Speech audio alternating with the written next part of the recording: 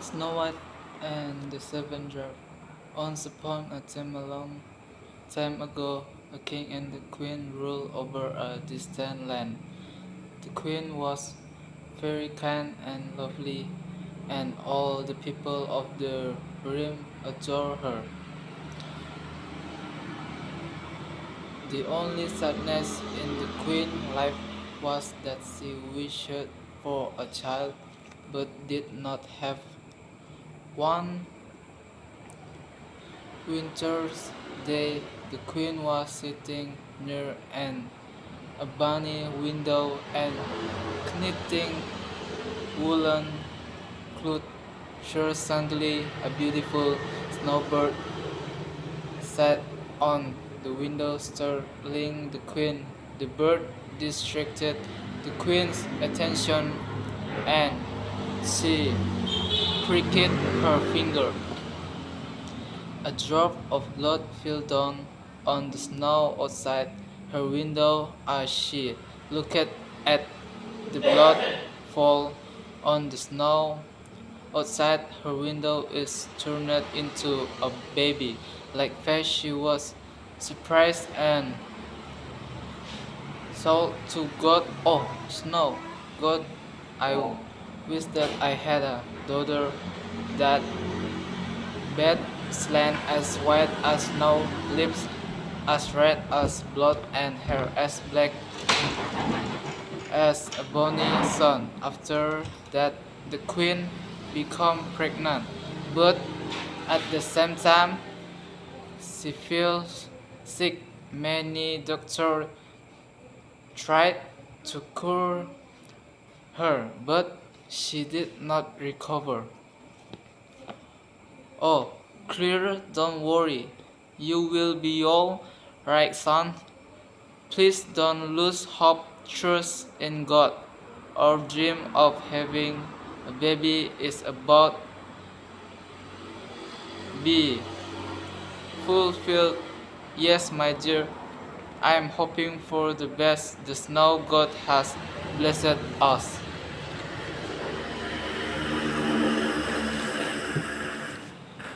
Nothing can go wrong. Soon the spring blossom, the flower bloom everywhere as they are preparing for the baby coming. As the day were drawing near, the queen became more and more sick.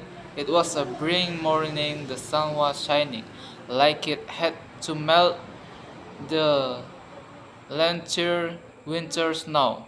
That day, the queen gave birth to a beautiful baby girl who had skin white as snow, lips red as blood, and hair as black as ebony. "My queen, you here give me the most precious gift ever. Please tell me what you want. I will fulfill you every wish that you dare. But now I can't think I can spend time with my little baby. You are as white as snow. I name you Snow White. Promise me, your majesty, you will always take care of my daughter, and promise me that you will get married again and never be sad in life without me. I will always take care of her at any cost, my dear." Cried my king, "Goodbye, my love, goodbye. Oh, my darling, please don't leave me alone." For a few years, the king was very sad about the queen's ultimate death. He himself took care of Snow White, but most of the time the king was busy in the kingdom. He realized that his daughter needed luring mother for upbringing, so he decided to marry again. The new queen was very beautiful, but more than she was very arrogant, an actual woman. She had studied dark magic, and with that She controlled the king. She also owned a magic mirror that predicted and telling the truth whatever she wanted to know. Magic mirror, oh mirror on the wall, what the fairest of all. Oh my queen, you are the fairest of all. Oh really? Thank you so much. You are a genius. As the time passed by, Snow White became prettier, fair than before. They become the most beautiful girl in all the kingdoms. Two stepmother started to feel jealous about her beauty. Mirror, oh mirror on the wall, who the fairest in the world? You, my queen, are fair and beautiful. It is true, but Snow White is even fairer than you. How dare you talk like this? You nonsense. Apologize. I am only meant to speak the truth, my lady. The queen flew into a rage and called her huntsman, take that Snow White into the woods and kill her, and bring me her heart as proof. Yes, my lady. The queen asked Snow White to go into the woods and bring back some magical flower that will make her even more beautiful in the world. The poor huntsman took Snow White into the forest, but found himself unable to kill the girl. Oh, pretty princess, your stepmother ordered me to kill you.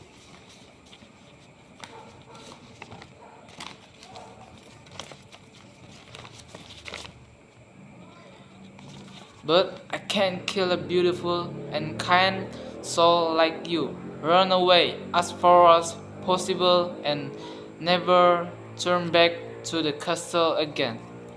Oh, kind man, my mother will punish you if you do not kill me. I will tackle her somehow, but now you go, Snow White. Run as fast as the cold huntsman hunts a wild boar and present is heard to the queen. No, I am the fairest of all. Snow White was alone in the great dark forest, and she did not know what and where to go. The trees seemed to whisper to each other, scaring Snow White, who began to run. She ran over sharp stones and shells, thorns, and just as the evening was about to fall, some little bird gathered around her and started to pull her skirt. She realized that they want to snow her something. She started to follow the birds. Suddenly, she saw a strange little house and one inside for shelter with the bird. Inside the house, everything was small, but there was a little table with a tidy white tablecloth and 7 little plates with food on it. Against the wall there were 7 little beds, all in a row and covered with quilts. Snow White was so hungry. She ate a few vegetables and a little bread from each little plate and from each little cup. She drank a little bit of milk. She was exhausted after wandering the forest, so she lay down in one of the little beds and fell fast asleep. After the dark, the owner of the house, the 7 dwarfs, returned home. They mined for gold in the mountains. The birds tried to make up Snow White, but she was in a deep sleep. As soon as they arrived home, they saw someone had been there. Who has been sitting in my chair? Who has been eating from my plate? Has been eating my bread? Who has been eating my vegetables? Who has been using my fork? Who been drinking from my cup? But the seventh once looking at his bed, found a beautiful girl laying there asleep. Someone is sleeping in my bed. The seven dwarfs all come running up to the head. Oh God, heaven, the girl is so beautiful. She let her sleep. Keep quick.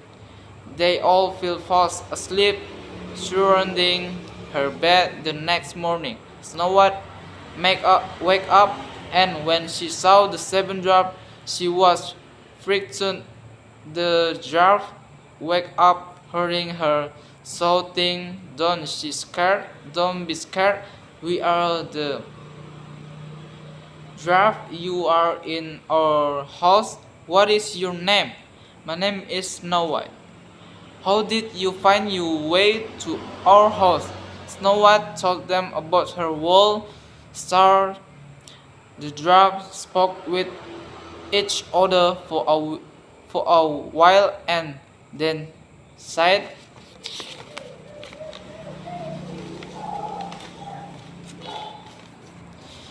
if you will look after our house for us, Macbeth was sew and neat and keep everything clean and orderly, then you can story with us and you shall make everything that you want. You will all my heart. So Snow White lived happily with the dwarf. Every morning dwarf went into the mountain looking for gold, and in the evening when they come back home, Snow White had their meal ready and their house tidy during the day. The girl was alone except for the small birds and animals of the forest that she often played with. Mirror, mirror on the wall, who in the world is fairest of all? You, my queen, are very fair, it is true, but Snow White beyond the mountain with the seven dwarfs is still 1,000 times fairer than you. No, the white girl is still alive. The huntsman has fooled me. I'm teach him a lesson later, but for now I have to kill the Snow White. But how? How? Tell me how? She realized that she had broken the mirror in anger. The queen talked and talked and talked again. How could she get rid of Snow White? At last, she thought of something. She went into her most secret room. No one else was allowed inside there. She made a poisonous apple. The apple had been made so artful that though it was poisonous, it looked beautiful and fresh from the outside. With her magic, she disguised herself as an old peddler woman. She trekked to the dwarf house beyond the mountains and knocked on the door. Snow White put her head out of the window. Who are you, old lady? What can I do for you? Open the door, beautiful girl. I am a very poor. I want to give you some apples to beg for some bread for my dying husband. I must not let anyone in the seven drive have forbidden me to do so. That alright with the I'm often you one of their fresh and delicious apple in the return of a piece of the bread. Look, clean, who Snow White saw the beautiful and shiny apple, she should not resist to have it. They went into the kitchen and broke a big loaf of bread, freshly made for the 7-year meal. She gave it to the old lady and took the apple in the return for the month. When she fell on the ground, that the weight called Queen transferred into her real self, white as snow, red as blood, black as ebony. Would the 7 dwarfs shall never ever awake you? She immediately ran back to the place and stood in front of a broken piece of mirror, mirror, mirror on the wall. Who in the land is fairest of all? The mirror finally answered, as she was wishing, you, my queen, you are the fairest of all. When the dwarf come home in the morning, they found Snow White lying on the ground. She was not breathing at all. She was dead. They lifted her up and looked at her longingly. They talked to her, shocked her, and wept over her, but nothing helped. The child was dead, and she reminded that they laid her on a bed of straw, and all 7 sat next to her and mourned for her and cried for 3 days. They were going to bury her, but she still looked as fresh a living person, and still had her beautiful red decks. We cannot bury her in the black earth.